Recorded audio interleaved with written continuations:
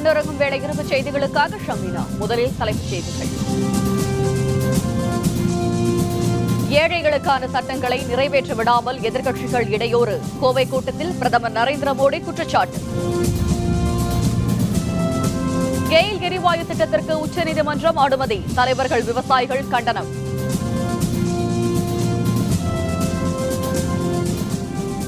நிறுத்தப்பட்டுள்ள railway திட்டங்களை செயல்படுத்துக. Railway அமைச்சருக்கு கருணாநிதி கடிதம்.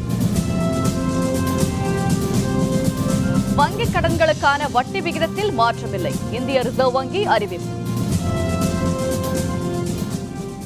மாநிலங்களவையில் பாரதிய ஜனதாவிற்கு போதிய பலம் இல்லாததால் ஏழைகளுக்கு ஆதரவான சட்டங்களை நிறைவேற்ற எதிர்க்கட்சிகள் இடையூறு செய்கின்றது என்று பிரதமர் நரேந்திர மோடி தெரிவித்துள்ளார். பல்வேறு நிகழ்ச்சிகளில் பங்கேற்பதற்காக இன்று பிற்பகல் கோயம்புத்தூருக்கு வருகை தந்த பிரதமர் மோடி மாலையில் கொடிசியா திடலில் நடைபெற்ற பாரதிய ஜனதா பொதுக்கூட்டத்தில் பங்கேற்றார்.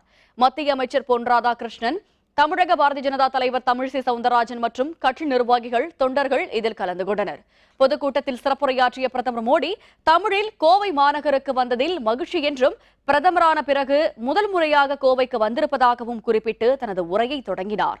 அப்பொழுது அவர் பேசுகையில், கடந்த 2 ஆண்டுகளுக்கு முன்பு நாடு தினம் ஒரு ஊழலை சந்தித்துக் கொண்டு இருந்ததாக தெரிவித்தார். தற்பொழுது நிலைமை மாறியிருப்பதாக குறிப்பிட்ட மோடி, மாநிலங்களவையில் பாரதிய ஜனதாவிற்கு போதிய பலம் இல்லாததால் ஏழை எளிய மக்களுக்காக சட்டங்கள் நிறைவேற்றப்படுவது சிலரால் தடுக்கப்படுவதாகவும் குற்றம் சாட்டினார். लेकिन राज्यसभा में ऐसे गुस्सा निकाल रहे हैं, मोदी तुझे दिखा देंगे, तू प्रधानमंत्री बन गए, अब देखते हैं तुम्हारा क्या होता है। ये क्या लोकतंत्र का तरीका है क्या? राज्यसभा में अटके पड़े हुए हैं। क्या ये नकारात्मकता? आपकी राजनीति कुछ भी हो, लेकिन कम से कम देश के गरीबों को बांध में मत लो. தொழிலாளர்களின் நலனை காப்பதில் மத்திய அரசு உறுதியாக இருக்கின்றது என்று பிரதமர் நரேந்திர மோடி தெரிவித்துள்ளார். பொதுக்கூட்டத்திற்கு முன்னதாக சிங்காநல்லூர் வரதராஜபுரத்தில் 520 கோடி ரூபாயில் செலவில் புதியதாக கட்டப்பட்டுள்ள இஎஸ்ஐ மருத்துவக் கல்லூரி மருத்துவமனையில் திறந்து வைத்தார். அப்பொழுது அவர் தன்னுடைய உரையின் தொடக்கத்தில், முதலில் தமிழில் வணக்கம், தமிழ்நாட்டிற்கு வந்தது தமக்கு மகிழ்ச்சி அளிக்கிறது என்று குறிப்பிட்டார்.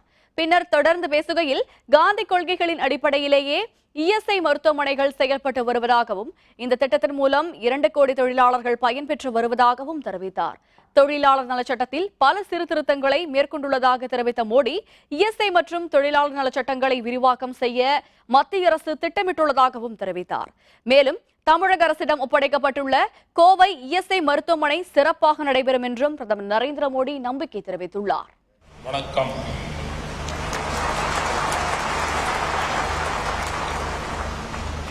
இன்று கோவை மாநகரமா வந்ததில் மகிழ்ச்சி. I am happy to inform that 4 state government medical colleges in Tamil Nadu, at Coimbatore, Kanyakumari, Tirunelveli and Madurai have been approved for upgradation by adding 345 more MBBS seats. விழாவில் பேசிய மத்திய அமைச்சர் பொன் ராதாகிருஷ்ணன், இஎஸ்ஐ மருத்துவமனை 1,33,000 சதுர அடி பரப்பில் கட்டப்பட்டுள்ளதாகவும், கோவை மற்றும் திருப்பூர் மாவட்ட தொழிலாளர்களுக்கு மருத்துவமனை பயனுள்ளதாக இருக்கும் என்றும் தெரிவித்தார். சுகாதாரத்தை பேணுகின்ற வகையிலே இந்த இஎஸ்ஐ மருத்துவமனை போன்றவைகள் அமைக்கப்பட்டிருக்கின்றன. தற்போது மத்திய அரசாங்கத்தினுடைய தொழிலாளர் துறை மூலமாக நடத்தப்பட்டுக் கொண்டிருந்த இந்த மருத்துவமனை நம்முடைய மாநில அரசாங்கத்திடம் ஒப்படைக்கப்பெற்று வருங்காலத்திலே கோயம்புத்தூர், திருப்பூர் போன்ற பகுதியில் இருக்கக்கூடிய பல்லாயிரக்கணக்கான நம்முடைய தொழிலாளர்களுக்கு பயன் தரக்கூடிய வகையிலே அமையிருக்கின்றது. மத்திய அரசின் கெயில் நிறுவனம் தமிழகத்தின் விளைநிலங்களில் எரிவாயு குழாய் பதிக்கும் திட்டத்திற்கு எந்த தடையும் இல்லை என்று உச்சநீதிமன்றம் உத்தரவிட்டுள்ளது.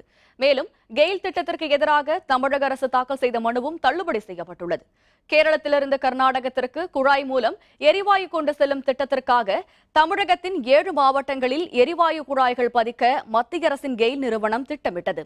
சுற்றுச்சூழல் மற்றும் விவசாயிகள் நலன் பாதிக்கப்படும் என விவசாயிகள் முறையிட்டதை அடுத்து தமிழக அரசு இந்த திட்டத்திற்கு தடை விதித்தது.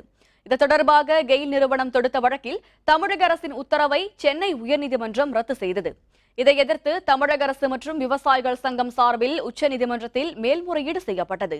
இந்த நிலையில் விவசாய நிலங்களில் எரிவாயு குழாய் பதிக்க இடைக்கால தடை உத்தரவை கடந்த ஆண்டு ஜனவரியில் உச்சநீதிமன்றம் பிறப்பித்தது. இந்த மேல்முறையீடு வழக்கில் தலைமை நீதிபதி டி.எஸ். தாக்கூர் தலைமையிலான ஏ.கே. சிக்ரி, ஆர். பானுமதி கொண்ட உச்சநீதிமன்ற அமர்வு இன்று தீர்ப்பு வழங்கியது. விளைநிலங்கள் வழியாக எரிவாயு குழாய் பதிக்க கெயில் நிறுவனத்திற்கு எந்த தடையும் இல்லை என தெரிவித்துள்ள உச்சநீதிமன்றம், எரிவாயு பதிக்கும் திட்டத்தை தடை செய்ய தமிழகத்திற்கு எந்த உரிமையும் கிடையாது என்றும் தெரிவித்துள்ளது. மேலும் சந்தை விலையை கருத்தில் கொண்டு விவசாயிகளுக்கு 40% இழப்பீடு வழங்க வேண்டும் என்றும் உச்சநீதிமன்றம் உத்தரவிட்டுள்ளது. கெயில் நிறுவனம் விளைநிலங்களில் எரிவாயு பதிக்க தடையில்லை என்று உச்சநீதிமன்றம் அளித்த தீர்ப்பிற்கு தமிழக தலைவர்கள் கண்டனம் தெரிவித்துள்ளனர். மேலும் உச்சநீதிமன்ற உத்தரவிற்கு எதிராக மறுசீராய்வு மனு தாக்கல் செய்ய வேண்டும் என்று தலைவர்கள் வலியுறுத்தியுள்ளனர். இந்த எரிவாயு குழாய் பதிப்பின் மூலமாக விளைநிலங்கள் பாதிக்கப்படுகிறது, விவசாயிகள் பாதிக்கப்படுகிறார்கள். ஆகவே தமிழக அரசு மிகவும் அக்கறை கொண்டு எந்த காலதாமமும் இல்லாமல் அதை மேல்முறையீடு செய்து இந்த கெயில் நிறுவனத்திற்கு கிடைத்த அந்த உத்தரவை ரத்து செய்ய ஏற்பாடு செய்ய வேண்டும் என்பது இந்திய ஜனநாயக கட்சியினுடைய நிலைப்பாடு. உழவர்களுக்காகவும் விவசாயிகளுக்காகவும் இதை நிறுத்த எல்லா முயற்சிகளும் இந்திய ஜனநாயக கட்சி எடுத்துக்கொள்ளும். அதற்கான ஆர்ப்பாட்டங்கள், போராட்டங்கள் ஆற்றையும் மேற்கொள்ளும். ஆக இதை தமிழ்நாட்டினுடைய மேலும் குழப்பம் வராமல், விவசாயிகளுடைய போராட்டம் இல்லாமல் அதற்கு முன்னாலேயே தீர்த்து வைக்க வேண்டும் என்பது இந்திய ஜனநாயக கட்சியின் நிலைப்பாடு. இது 8 மாவட்டங்களில் இருக்கக்கூடிய விவசாயிகளுக்கு பேரழிவை ஏற்படுத்த போகிற இந்த கெயில் நிறுவனத்தினுடைய முயற்சியை தடுக்க விவசாயிகள் போராடுவார்கள். தமிழக அரசு சீராய்வு மனு மூலமாகவோ அல்லது இதைவிட அதிக நீதிபதிகள் கொண்ட அமர்வுக்கு, அரசியல் சட்ட அமர்வுக்கு கொண்டு போவதற்கோ அரசு முயற்சிக்க வேண்டும். கோவை, ஈரோடு உள்ளிட்ட 7 மாவட்டங்கள் வழியாக எரிவாயு எடுத்துச் செல்லலாம் என்று உச்சநீதிமன்றம் தீர்ப்பளித்திருக்கிறது. அந்த தீர்ப்பை ஏற்றுக்கொள்ள முடியாது. இந்த வழக்கை நடத்துவதில் மாநில அரசு போதுமான கவனம் செலுத்தவில்லை. தற்பொழுது விவசாயிகளை பாதுகாப்பதற்காக உரிய நடவடிக்கை எடுக்க வேண்டும், உச்சநீதிமன்றத்திலே மேல்முறையீடு செய்ய வேண்டும் என்று மாநில அரசாங்கத்தை மார்க்சிஸ்ட் கம்யூனிஸ்ட் கட்சி சார்பாக வலியுறுத்துகிறேன். விவசாய நிலங்களின் வழியாக எரிவாயு குழாய் வரும் பொழுது அந்த எரிவாயு குழாய்க்கு என்ன நடந்தாலும் அந்த நிலத்தினுடைய சொந்தக்காரர் தான் பொறுப்பென்று அந்த சட்டத்தில் இருக்கிறது. அப்படிப்பட்ட அந்த சட்டத்தை பாராளுமன்றத்தில் திருத்தாமல் எரிவாயு குழாய் பதிப்பதற்கான எந்த விதமான ஆதரவும் யாரிடமிருந்தும் வராது. இப்போதே வேளாண்மை, விவசாயம் என்பது மிகவும் பின்தங்கிய ஒரு நிலையிலே சென்று கொண்டிருக்கிறது. இத்தகைய சூழ்நிலையிலே இவ்வாறான தீர்ப்பு ஒட்டுமொத்த தமிழ்நாட்டு மக்கள், குறிப்பாக விவசாயிகளுக்கு ஒரு கடும் வருத்தத்தை தருகிறது. இந்த தீர்ப்பு பரிசீலனைக்கு உட்படுத்த வேண்டும் என்பதுதான் எங்களுடைய வேண்டுகோள். மக்களினுடைய வாழ்வாதாரத்தை பாதிக்கக்கூடிய எந்த திட்டமும் நிறைவேற்றப்படுவது என்பது எந்த வகையிலாவது தடுத்து நிறுத்தப்பட வேண்டும். உச்சநீதிமன்றத்தினுடைய தீர்ப்பு எதுவாக இருந்தாலும் அதையும் மீறி மக்களுடைய வாழ்வாதாரம் எந்த அடிப்படையில் பாதுகாக்கப்படுகிறதோ அந்த அடிப்படையிலே இந்த கோரிக்கையை முன்னெடுக்கும் என்பதை நாங்கள் தருணத்தை சொல்லிக்கொள்ள விரும்புகிறோம். பெண் சிசு கொலையை தடுக்கும் நோக்கிலேயே கருவிலிருந்து சிசுவின் பாலினத்தை அறிய வேண்டும் என மேனகா காந்தி தெரிவித்ததாக மத்திய பெண்கள் மற்றும் குழந்தைகள் நல அமைச்சகம் விளக்கம் அளித்துள்ளது. ராஜஸ்தான் மாநிலம் ஜெய்ப்பூரில் நடைபெற்ற கருத்தரங்கு ஒன்றில் பங்கேற்று பேசிய மேனகா காந்தி, ஒவ்வொரு பெண்ணும் தான் பெற்றெடுக்கப் போகும் குழந்தையின் பாலினம் குறித்து அறிந்து கொள்வது அவசியம் என்று தெரிவித்திருந்தார்.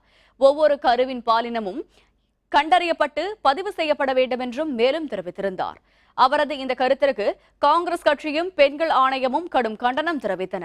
இந்த நிலையில் மேனகா காந்தியின் கருத்து குறித்து விளக்கம் அளித்துள்ள மத்திய பெண்கள் மற்றும் குழந்தைகள் நல அமைச்சகம், பெண் சிசு கொலையை தடுக்கும் வகையிலேயே இவ்வாறு அவர் பேசியதாக தெரிவித்துள்ளது. கருவில் இருக்கும் சிசுவின் பாலினத்தை கண்டறிவதால் பெண் சிசுவை கருவாக சுமக்கும் பெண்களை கண்காணிக்க முடியும் என்றும் அந்த அமைச்சகம் விளக்கம் அளித்துள்ளது. வங்கிக் கடனுக்கான வட்டி விகிதம் மற்றும் வங்கிகளுக்கான ரொக்க கையிருப்பு விகிதம் ஆகியவற்றில் எந்த மாற்றமும் இல்லை என்று ரிசர்வ் வங்கி ஆளுநர் ரகுராம் ராஜன் அறிவித்துள்ளார். மும்பையில் நடைபெற்ற வங்கிக் கடன் கொள்கை குறித்த ஆய்வுக் கூட்டத்தின் பின்னர் செய்தியாளர்களுடன் பேசிய அவர் வங்கிக் கடன்களுக்கான வட்டி விகிதத்தில் எந்த மாற்றமும் இல்லை என்று தெரிவித்தார். அதேபோன்று வங்கிகளுக்கான ரொக்க கையிருப்பு விகிதம் எனப்படும் ரெப்போ விகிதத்திலும் எந்த மாற்றமும் செய்யப்படவில்லை என்றும் ரிசர்வ் வங்கி ஆளுநர் ரகுராம் ராஜன் மேலும் தெரிவித்தார். இதனால் தற்பொழுது சாமானிய மக்களின் வீட்டு மற்றும் வாகன கடன்களுக்கான மாதாந்திர தவணை தொகையில் எந்த மாற்றமும் இருக்காது என்று நிதி ஆலோசகர் கோபாலகிருஷ்ணன் தெரிவித்துள்ளார். பட்ஜெட் கூட்டத்திற்கு பிறகு வட்டி விகிதத்தில் மிக சிறிய அளவில் மாற்றம் இருக்கலாம் என்றும் தாம் கருதுவதாகவும் அவர் குறிப்பிட்டார். இன்றைய ரிசர்வ் வங்கியின் அறிவிப்பில் ரெப்போ ரேட் என்கிற ரிசர்வ் வங்கி வங்கிகளுக்கு சாதாரண வணிக வங்கிகளுக்கு கொடுக்கக்கூடிய குறுகிய கால கடனுக்கான வட்டி விகிதம் அதே நிலையில் இருக்கிறது என்று பொருள். ஏற்கனவே வீட்டுக்கடனோ வாகன கடனோ வாங்கியவர்கள் என்ன இஎம்ஐ கட்டுகிறார்களோ, அதாவது என்ன மாதாந்திர தவணை கட்டுகிறார்களோ அதே தவணை நீடிக்கும்.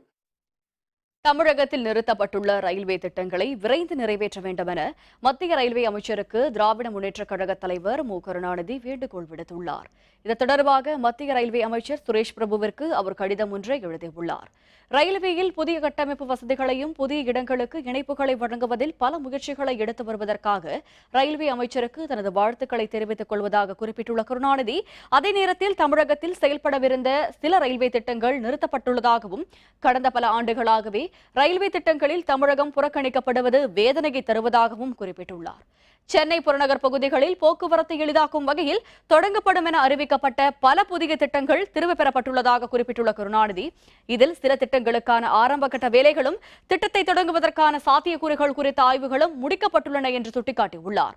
தமிழகத்தில் கைவிடப்பட்டுள்ள வேறு பல ரயில்வே திட்டங்களையும் குறிப்பிட்டுள்ள கருணாநிதி, வர இருக்கும் ரயில்வே பட்ஜெட்டில் கைவிடப்பட்ட இந்த திட்டங்கள் மீது கவனம் செலுத்தி அவற்றை மீண்டும் செயல்படுத்தினால் தமிழக மக்கள் மகிழ்ச்சி அடைவார்கள் என்று ரயில்வே அமைச்சருக்கு எழுதிய கடிதத்தில் குறிப்பிட்டுள்ளார். நாடாளுமன்றத்தின் பட்ஜெட் கூட்டத்தொடர் வரும் 23ஆம் தேதி முதல் தொடங்க இருப்பதாக தகவல் வெளியாகியுள்ளது. நாடாளுமன்றத்தில் வரும் 23ஆம் தேதி முதல் பட்ஜெட் கூட்டத்தொடர் தொடங்க இருப்பதாகவும் இரு அவைகளின் கூட்டத்தில் அன்றைய தினம் குடியரசுத் தலைவர் உரையாற்றுவார் என்றும் தெரிகிறது. வரும் 25ஆம் தேதி ரயில்வே பட்ஜெட்டும் 29ஆம் தேதி பொது பட்ஜெட்டும் தாக்கலாகும் என்றும் வரும் 26ஆம் தேதி பொருளாதார ஆய்வறிக்கை வெளியிடப்படும் என்றும் தகவல் வெளியாகியுள்ளது. ஓரினச் சேர்க்கை சட்டப்படி குற்றம் என்ற தீர்ப்பிற்கு எதிரான மனுவை அரசியல் சாசன அமர்விற்கு மாற்றி உச்சநீதிமன்றம் உத்தரவிட்டுள்ளது. இந்திய தண்டனை சட்டத்தின் 377வது பிரிவு ஓரினச் சேர்க்கையில் ஈடுபடுவோர் குற்றவாளிகள் என்று கூறுகிறது. கடந்த 2009ஆம் ஆண்டு இதுகுறித்து விசாரணை நடத்திய தில்லி உயர்நீதிமன்றம் ஓரினச் சேர்க்கை குற்றமல்ல என்று தீர்ப்பளித்தது. இதை எதிர்த்து உச்சநீதிமன்றத்தில் மனு செய்யப்பட்டது.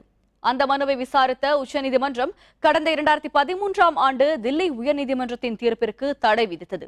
உச்சநீதிமன்றத்தின் தடையை மறுபரிசீலனை செய்ய வலியுறுத்தி நாஷ் பவுண்டேஷன் மற்றும் தனியார் தொண்டு நிறுவனம் உச்சநீதிமன்றத்தில் வழக்கு தொடர்ந்தது. அந்த மனு தலைமை நீதிபதி TS தாக்கூர், நீதிபதிகள் அனில் ஆர் தேவ், ஜெகதீஷ் சிங் கேகர் ஆகியோர் கொண்ட அமர்வின் முன்பு உச்சநீதிமன்றத்தில் இன்று விசாரணைக்கு வந்தது. அப்பொழுது சீராய்வு மனு மீதான விசாரணையை 5 நீதிபதிகள் கொண்ட அரசியல் சாசன அமர்விற்கு மாற்றி உச்சநீதிமன்ற அமர்வு உத்தரவிட்டது. கருத்து வேறுபாடுகளை தீர்க்கும் வகையில் சில வாக்குறுதிகளை அளித்தால் பாரதிய ஜனதாவுடன் கூட்டணி சேர்த்து ஆட்சி அமைக்க தயார் என்று மக்கள் ஜனநாயக கட்சியின் தலைவரான மெஹபூபா முஃப்தி தெரிவித்துள்ளார். ஜம்மு காஷ்மீரில் புதிய ஆட்சி அமைப்பதில் தொடர்ந்து இழுபறி நீடிப்பதை அடுத்து மக்கள் ஜனநாயக கட்சிக்கும் பாரதிய ஜனதாவிற்கும் அம்மாநில ஆளுநர் NN ஓரா அழைப்பு விடுத்திருந்தார். அதனையடுத்து அவரை சந்தித்த மெஹபூபா முஃப்தி பின்னர் செய்தியாளர்களுடன் பேசினார். பாரதிய ஜனதா கட்சியுடனான கூட்டணி ஆட்சியின் பொழுது பல்வேறு சவால்களை சந்தித்ததாகவும் சில வாக்குறுதிகள் அளிக்கப்பட்டால் கூட்டணி ஆட்சி அமைக்க தயார் என்றும் அவர் தெரிவித்தார். जम्मू कश्मीर लद्दाख के हवाले से कुछ ऐसी चीजें हों जिससे जम्मू कश्मीर में एक अच्छा माहौल बने। एक बहुत ही मुख्तलिफ स्टेट है, वहाँ बहुत सारे चैलेंजेस हैं कि सिचुएशन को संभालने के लिए ये जरूरी है कि जो हमारे मुल्क की सरकार है वो पूरी तरह से हमारे पीछे खड़ी हो जाए. தமிழகம் முழுவதும் வருவாய்த்துறை அலுவலர்கள் வேலை நிறுத்தம், பணிகள் பாதிப்பால் மக்கள் அவதி. விவரம் விளம்பர இடைவேளைக்கு பிறகு.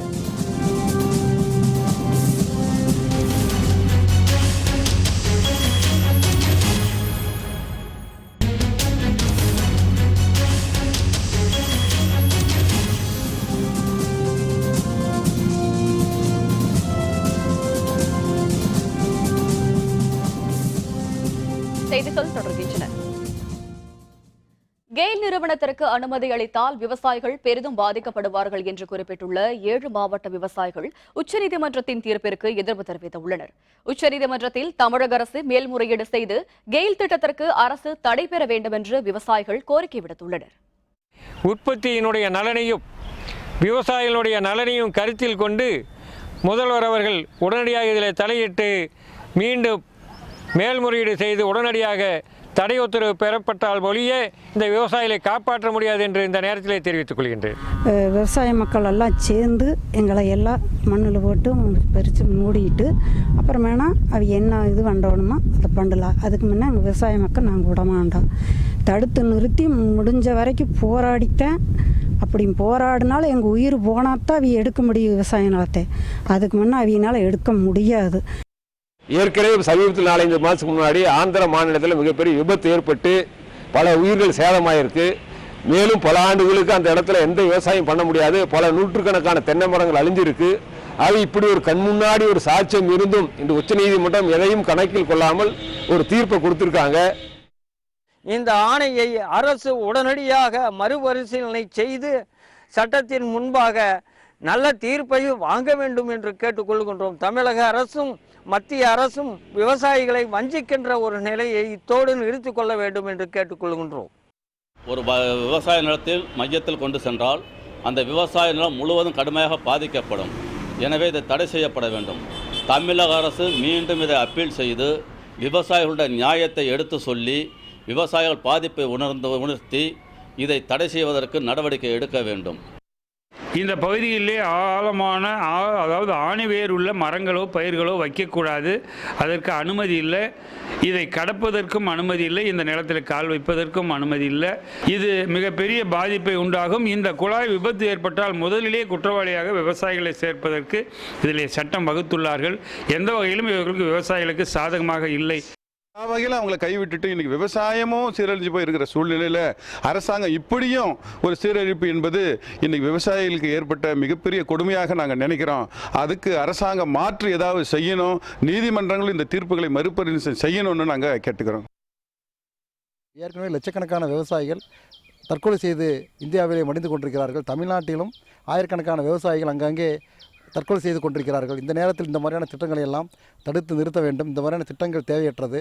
உடனடியாக ஜனங்கள் வாழ்வதற்கான விவசாயிகள் வாழ்வதற்கான பயனுள்ள திட்டங்களை அரசாங்கம் செய்வதற்கான யோசனைக்கு வர வேண்டும். இந்த மாதிரி திட்டங்களை எல்லாம் உடனடியாக நிறுத்த வேண்டும் என்று கேட்டுக்கொள்கிறேன். இடைக்கால தடை விதித்து மீண்டும் அதை உச்சநீதிமன்றம் இன்று அனுமதி வழங்கி எங்களுக்கு விவசாயிகளுக்கு பெரும் ஏமாற்றத்தை அளித்து மிகவும் விவசாயிகளை துயரத்துக்கு அடைகிறது. எனவே வரும் காலங்களில் மத்திய அரசும் மாநில அரசும் ஈடுபட்டு விவசாயிகளுக்கு ஒரு நல்ல தீர்ப்பை வழங்குமாறு விவசாயிகள் சார்பாக நான் கேட்டுக்கொள்கிறேன். ஏற்கனவே விவசாயிகளுடைய வாழ்க்கை ரொம்ப பாதிக்கப்பட்டிருக்கு. விளைநிலங்கள் பூராமே வணிக வளாகங்களாகவும் கல்யாண மண்டபமாகவும் சினிமா தியேட்டராகவும் மாறிக்கிட்டு இருக்கு. இப்போ விவசாயத்தை காப்பாற்ற வேண்டிய ஒரு சூழ்நிலையில் உச்சநீதிமன்றத்தின் இந்த தீர்ப்பு பெரிய பாதிப்பை உருவாக்கும். இந்தியாவினுடைய முதுகெலும்பு உண்மையிலே விவசாயம்தான் அப்படின்ற இன்னைக்கு வரைக்கும் அந்த நிலை இருந்துச்சு அப்படின்னா அந்த விவசாயிகளை காப்பாற்றுகின்ற பொறுப்பு, அந்த விவசாயத்துக்கு பாதிப்பு ஏற்படாமல் காக்கின்ற பொறுப்பு உச்சநீதிமன்றத்துக்கு மிகப்பெரிய ஒரு பொறுப்பு இருக்கிறது. அதனால் இந்த தீர்ப்பை உச்சநீதிமன்றம் மறுபரிசீலனை செய்ய வேண்டும்னு விவசாயிகளுடைய சார்பாகவும் ஒரு இந்திய பிரஜையாகவும் இந்த கோரிக்கையை நாங்கள் வைக்கிறதுக்கு கடமைப்பட்டிருக்கிறோம். எந்த திட்டத்தை எங்கே கொண்டுட்டு போகலாம், எங்கே செய்யலாம்ங்கிற ஒரு முடிவு எடுக்காமல் இந்த மாதிரி நாட்டினுடைய வளர்ச்சின்னு சொல்லி அடிப்படை முதுகெலும்பாக செய்யிருக்கிற விவசாயியை பாதிக்கிற மாதிரி எந்த ஒரு செயலியுமே எந்த இதுவும் சொல்கிறதுக்கு உண்டான உரிமையே இல்லை. அதனால் நாங்கள் விவசாயிகள் இந்த திட்டத்துக்கு கடுமையான கண்டனம் தெரிவிக்கிறோம். தமிழ்நாடு அரசு பணியாளர் தேர்வாணைய அலுவலர்கள் நியமனத்தை ரத்து செய்ய வேண்டும் என்று பாமக இளைஞரணி தலைவர் அன்புமணி ராமதாஸ் தெரிவித்துள்ளார். திருச்சியில் பாமக மகளிரணி சார்பில் நடைபெற்ற மது ஒழிப்பு போராட்டத்தில் அவர் கலந்து கொண்டார். போராட்டத்தின் பொழுது மதுவை ஒழிக்க வலியுறுத்தி பெண்கள் முழக்கங்களை எழுப்பினர். அதன் பின்னர் செய்தியாளர்களுடன் பேசிய அன்புமணி ராமதாஸ், தமிழ்நாடு அரசு பணியாளர் தேர்வாணையத்தில் அதிமுகவை சேர்ந்தவர்கள் அலுவலர்களாக நியமிக்கப்படுவதாக குற்றம் சாட்டினார். ஒரு தகுதியானவர்கள் அங்கே செல்ல வேண்டும், நேர்மையானவர்கள் செல்ல வேண்டும். இது கான்ஸ்டிடியூஷனல் போஸ்ட். இது டிஎன்பிசி உறுப்பினர் கான்ஸ்டிடியூஷனல் போஸ்ட் 6 ஆண்டுகள் பதவி பணியில் இருப்பாங்க. இவர்கள் உள்ளே சென்றால் நிச்சயமாக ஊழல் நடக்கும். தகுதி இல்லாதவர்கள் தான் தமிழ்நாட்டுக்கு தேர்வு செய்யப்படுவார்கள். இதற்கு உடனடியாக தடை செய்ய வேண்டும். கூடங்குளம் முதல் அணு உலையில் 7 மாதங்களுக்கு பிறகு தொடங்கிய மின் உற்பத்தியில் கடந்த 4 நாட்களில் 510 மெகாவாட் மின் உற்பத்தி செய்யப்பட்டுள்ளது. திருநெல்வேலி மாவட்டம் கூடங்குளத்தில் 1000 மெகாவாட் மின் உற்பத்தி திறன் கொண்ட 2 அணு உலைகள் அமைக்கப்பட்டு தற்பொழுது முதல் அணு உலையில் மின் உற்பத்தி நடைபெற்று வருகிறது. பராமரிப்பு பணிக்காக கடந்த 7 மாதங்களாக முதல் அணு உலையில் மின் உற்பத்தி நிறுத்தப்பட்டிருந்தது. தற்பொழுது முழு பணிகள் முடிவடைந்து கடந்த 29ஆம் தேதி காலை 7:12 மணிக்கு முதல் அணு உலையில் மின் உற்பத்தி மீண்டும் தொடங்கியது. முதல் நாள் 80 மெகாவாட் நெருங்கிய பொழுது மீண்டும் மின் உற்பத்தி நிறுத்தப்பட்டு 24 மணி நேர சோதனை நடத்தப்பட்டது. நேற்று 350 மெகாவாட் மின் உற்பத்தி செய்யப்பட்டது. இன்று 4வது நாளில் 510 மெகாவாட் மின் உற்பத்தி எட்டப்பட்டுள்ளது. இந்த வார இறுதியில் முழு கொள்ளளவான 1000 மெகாவாட் மின் உற்பத்தியை நெருங்கும் என எதிர்பார்க்கப்படுகிறது. 2வது உலையும் இன்னும் 3 மாதங்களில் செயல்படும் என்று எதிர்பார்க்கப்படுகிறது. கும்பகோண மகாமகத்தை தென் பாரத கும்பமேளாவாக அறிவிக்க வேண்டும் என்றும் கும்பகோணத்தை வரலாற்று சிறப்புமிக்க நகரமாக மத்திய அரசு அறிவிக்க வேண்டும் எனவும் அகில பாரதிய துறவியர் மாநாட்டின் தலைமை ஒருங்கிணைப்பாளருமான ஸ்ரீமத் சுவாமி ராமானந்தஜி மகராஜ் தெரிவித்துள்ளார். 12 ஆண்டுகளுக்கு ஒருமுறை வரும் கும்பகோண மகாமகம் விரைவில் நடைபெறவுள்ளது. இதை முன்னிட்டு அகில பாரத் துறவியர் மாநாடு நடைபெறவுள்ளது. இதில் காஞ்சி ஸ்ரீ ஜெயேந்திரர், ஸ்ரீ விஜயேந்திர சரஸ்வதி சுவாமிகள், அதினங்கள், மடாதிபதிகள், ஜீயர்கள், துறவிகள் என ஆயிரக்கணக்கானோர் கலந்து கொண்டு சிறப்புரை நிகழ்த்துகிறார்கள். இதுகுறித்து தஞ்சாவூரில் செய்தியாளர்களுடன் பேசிய அகில பாரதிய துறவியர் மாநாட்டின் தலைமை ஒருங்கிணைப்பாளரான ஸ்ரீமத் சுவாமி ராமானந்தஜி மகராஜ், 3 நாட்கள் நடைபெறும் இந்த விழாவில் துறவிகள் பேரணி, பசுக்களுக்கு சிறப்பு பூஜைகள் உள்ளிட்டவை நடைபெற உள்ளதாக குறிப்பிட்டார். கும்பகோண மகாமகத்தை தென் பாரத கும்பமேளாவாக அறிவிக்க வேண்டும் என்றும் தேசிய ஒருமைப்பாட்டை வலியுறுத்தும் வகையில் தபால் தலை வெளியிட வேண்டும் எனவும் துறவியர் மாநாட்டில் தீர்மானங்களை நிறைவேற்ற உள்ளதாகவும் அவர் தெரிவித்தார். இதில் 5 கும்ப நகரங்களில் முதல் தரமான கும்ப நகரமாக கும்பகோணம் விளங்குகிறது. இதை நாம் இந்த தடவை நாம் வலியுறுத்தி அந்த கருத்தை வலியுறுத்துகிற விதமாக தென் பாரதத்தின் கும்பமேளா அப்படிங்கிற ஒரு கருத்தை நாம் முன்வைக்கிறோம். மத்திய அரசாங்கத்திட்ட கோரிக்கை வச்சிருக்கோம். தமிழகத்தின் பல்வேறு பகுதிகளிலும் வருவாய்த்துறை அலுவலர்கள் வேலைநிறுத்த போராட்டத்தில் ஈடுபட்டதால் அனைத்து அரசு அலுவலகங்களும் வெறிச்சோடி காணப்பட்டன. காலி பணியிடங்களை நிரப்ப வேண்டும், தேர்தல் பிரிவில் பணியாற்றும் ஊழியர்களை பணி நிரந்தரம் செய்ய வேண்டும் என்பன உள்ளிட்ட கோரிக்கைகளை வலியுறுத்தி தமிழகம் முழுவதும் வருவாய்த்துறை அலுவலர் சங்கத்தினர் போராட்டத்தில் ஈடுபட்டனர். ஈரோடு மாவட்டத்தில் நடைபெற்ற போராட்டத்தால் ஆட்சியர், வட்டாட்சியர் அலுவலகங்கள் உட்பட அனைத்து அரசு அலுவலகங்களும் ஊழியர்கள் இல்லாமல் வெறிச்சோடி காணப்பட்டன. அரசாங்கம் ஏற்றுக்கொண்டப்பட்ட கோரிக்கையின் மீது உடனடியாக அரசாணை வெளியிட வேண்டும் என்று சொல்லி தமிழ்நாடு முழுவதும் வருவாய்த்துறை அலுவலர்கள் 12,000 பேர் இன்றும் நாளையும் வருவாய்த்துறை அலுவலக பணிகளை புறக்கணிக்கிறார்கள் என்பதை தமிழ்நாடு வருவாய்த்துறை சங்கத்தினுடைய மூலம் தெரிவித்துக் கொள்கிறோம். அரியலூர் மாவட்டத்தில் வருவாய்த்துறை அலுவலர்கள் வேலைநிறுத்த போராட்டத்தால் தேர்தல் சம்பந்தமான பணிகளும் மக்கள் தொகை கணக்கெடுப்பு உள்ளிட்ட பணிகளும் பாதிக்கப்பட்டன. அரியலூர் மாவட்டத்தில் ஆட்சியர் அலுவலகம், சாராட்சியர் அலுவலகம், கோட்டாட்சியர் மற்றும் வட்டாட்சியர் அலுவலகங்களில் 150க்கும் அதிகமானோர் வேலைநிறுத்த போராட்டத்தில் ஈடுபட்டு உள்ளனர். இதனால் வாக்காளர் அடையாள அட்டை உள்ளிட்ட தேர்தல் பணிகளும் மக்கள் தொகை கணக்கெடுப்பு உள்ளிட்ட பணிகளும் பெரிதும் பாதிக்கப்பட்டுள்ளன. திருநெல்வேலி மாவட்டம் முழுவதும் வருவாய்த்துறையினர் வேலைநிறுத்த போராட்டத்தில் ஈடுபட்டுள்ளதால் அரசு அலுவலகங்களில் அடிப்படை பணிகளில் பெரும் பாதிப்பு ஏற்பட்டுள்ளது. திருநெல்வேலி மாவட்டத்தில் வருவாய்த்துறையில் பணியாற்றும் 500க்கும் அதிகமான ஊழியர்கள் வேலைநிறுத்த போராட்டத்தில் ஈடுபட்டுள்ளனர். இதன் காரணமாக குடும்ப அட்டைகளை புதுப்பித்தல், பெயர் நீக்கம் மற்றும் பல்வேறு சான்றிதழ்கள் பெறும் பணிகளில் பாதிப்பு ஏற்பட்டுள்ளது. தங்களது கோரிக்கை நிறைவேற்றப்படாவிட்டால் வரும் 10ஆம் தேதி முதல் காலவரம்பற்ற வேலைநிறுத்த போராட்டத்தில் ஈடுபடப் போவதாக வருவாய் அலுவலர் சங்கத்தினர் தெரிவித்துள்ளனர். கன்னியாகுமரி மாவட்டத்திலும் வருவாய்த்துறை அலுவலர்கள் வேலைநிறுத்த போராட்டத்தில் ஈடுபட்டு வருவதால் மக்களுக்கு அவதி ஏற்பட்டுள்ளது. கன்னியாகுமரி மாவட்டம் முழுவதும் 300க்கும் அதிகமான அலுவலர்கள் பணிக்கு செல்லாததால் பணிகளில் பெரும் பாதிப்பு ஏற்பட்டுள்ளது. ஊழியர்கள் யாரும் பணிக்கு வராததால் மக்களுக்கு அத்தியாவசிய தேவைகளான குடும்ப அட்டைகளை சரிபார்த்தல், பல்வேறு சான்றிதழ்களை வழங்குவது ஆகிய பணிகளில் பாதிப்பு ஏற்பட்டுள்ளது. தொடரும் மாணவர் தற்கொலைகளை தடுக்க வலியுறுத்தி முற்போக்கு எழுத்தாளர்கள், கலைஞர் சங்கம் உள்ளிட்ட பல்வேறு அமைப்புகள் சார்பில் ஈரோட்டில் ஆர்ப்பாட்டம் நடைபெற்றது. தமிழ்நாடு முற்போக்கு எழுத்தாளர்கள், கலைஞர்கள் சங்கம், மக்கள் சிவில் உரிமை கழகம் உள்ளிட்ட பல்வேறு அமைப்புகள் சார்பில் ஈரோட்டில் வீரப்பன் சத்திரத்தில் ஆர்ப்பாட்டம் நடைபெற்றது. இதில் கலந்து கொண்டவர்கள் கல்வி முறையாலும் தீண்டாமை கொடுமையாலும் மாணவர்கள் பாதிக்கப்படுவதை தடுக்க தகுந்த நடவடிக்கைகள் எடுக்க வேண்டும் என்று வலியுறுத்தியுள்ளனர்.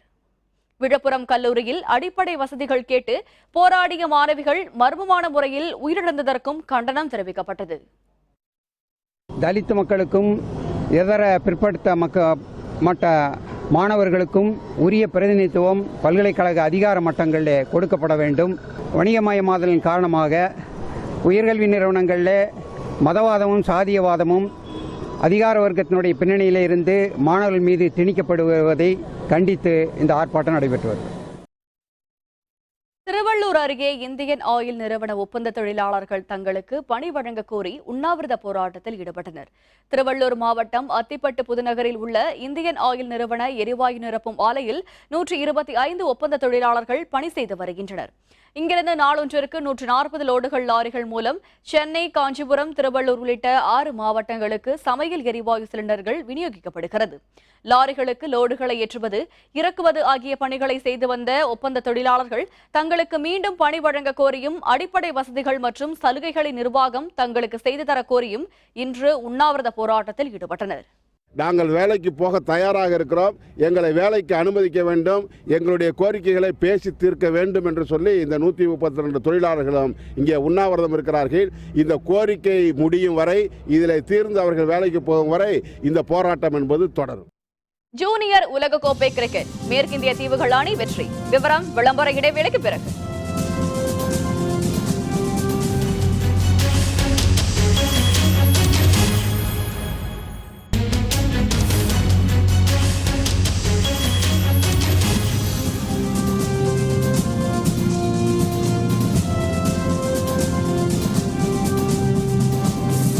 செய்திகள் தொடர்கின்றன. இனி அயலக செய்திகள்.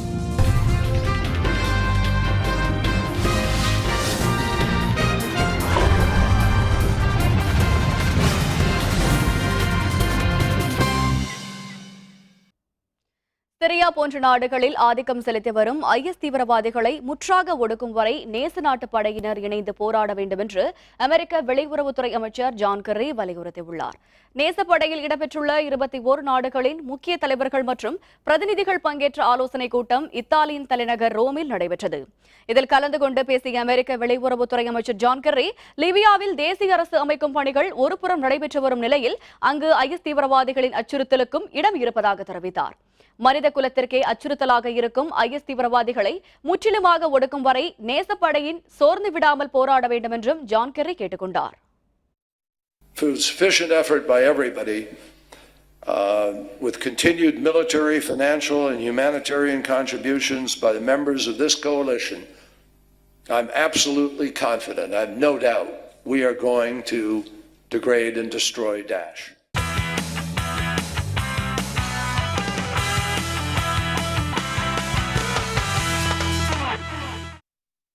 வங்கதேசத்தில் நடைபெற்ற 19 வயதுக்கு உட்பட்டோருக்கான உலகக்கோப்பை கிரிக்கெட் லீக் போட்டியில் 2 ரன்கள் வித்தியாசத்தில் மேற்கிந்திய தீவுகள் அணி வெற்றி பெற்று காலிறுதிச் சுற்றுக்கு தகுதி பெற்றுள்ளது. 19 வயதிற்கு உட்பட்டோருக்கான உலகக்கோப்பை கிரிக்கெட் தொடர் வங்கதேசத்தில் நடைபெற்று வருகிறது.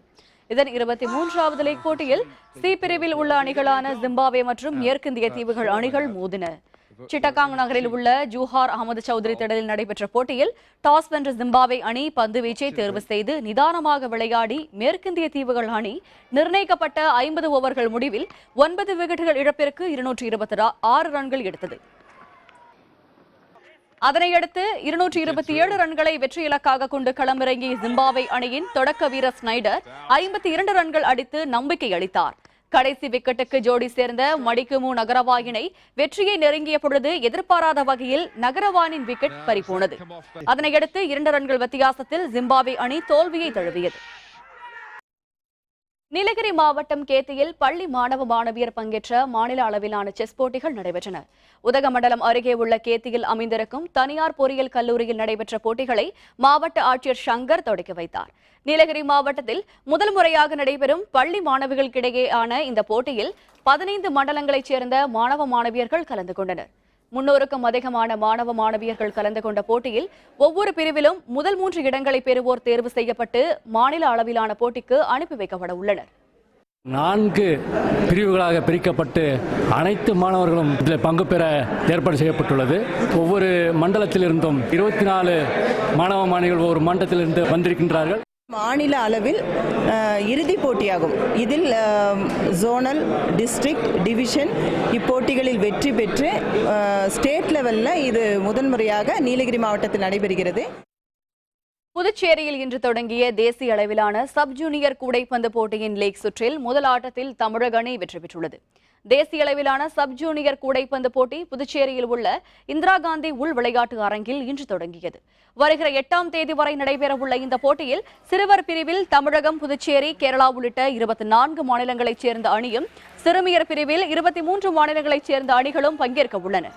இன்று தொடங்கிய முதல் லீக் ஆட்டத்தில் சிறுவர் பிரிவில் தமிழகம் மற்றும் மேற்கு வங்கம் அணிகள் மோதின. பரபரப்பாக நடைபெற்ற இந்த போட்டியில் 84-79 என்ற புள்ளிகள் கணக்கில் தமிழக அணி வெற்றி பெற்றது.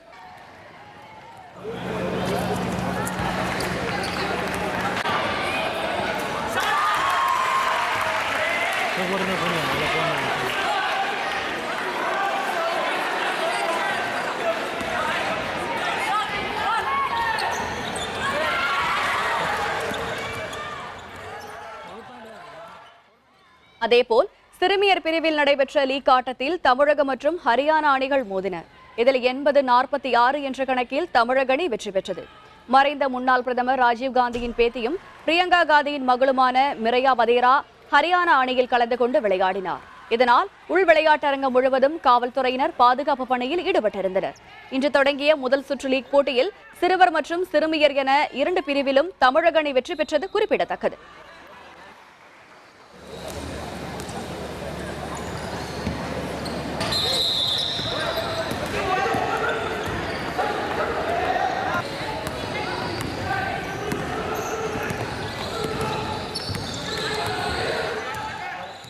ஃபர்ஸ்ட் லீக் மேட்ச்சில் நாங்கள் வெஸ்ட் பெங்காலை